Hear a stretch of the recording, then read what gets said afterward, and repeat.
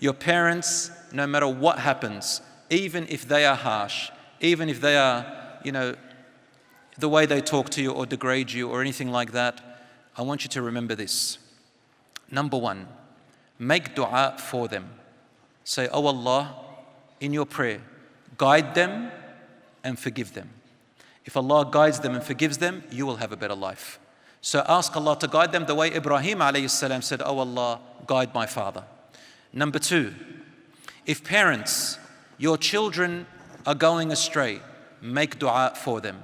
For Nuh alayhi salam did not give up on his son. Even when he became a disbeliever, he was on the ark and he kept on telling him, "Come on board the ark, my son," until the waves came and took his son away. Don't give up on your children no matter what.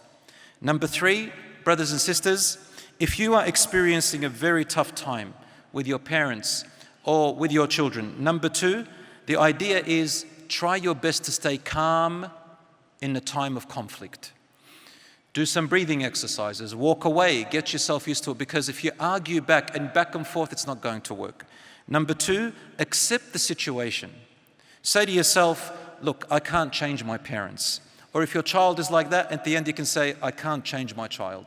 But work with what you can work with them. Avoid the harm, work with them in the way that you connect. Number three, don't retaliate, as I said to you before. Number four, look for your future as a hope. Alhamdulillah, you've got your whole life ahead of you.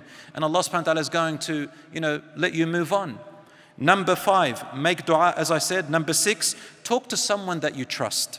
Don't just isolate yourself. Some people, they say, they talk about cutting off. They say, I'm going to abandon my parents. I'm going to abandon my children. I'm going to abandon my relatives. Habibi, you don't have to abandon everything. Keep a little string of hair between you and that person. Don't cut them off completely, because then you never know what Allah subhanahu wa ta'ala will change.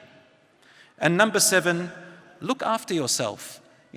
Distract yourself and make yourself busy with your other hobbies, looking after your health. Allah subhanahu wa ta'ala always puts us through tests and sometimes through hardships so that we may learn from them or grow from them, or because Allah is going to direct us in a right place, or Allah subhanahu wa ta'ala has a plan for us. My brothers and sisters, in this life, there is no eternal rest and happiness. Sometimes happiness, sometimes sadness, sometimes hard times, sometimes easy times. My brothers and sisters, this world is a test. And until we realize that it is a test, then we're not going to be able to live a life with peace in our hearts.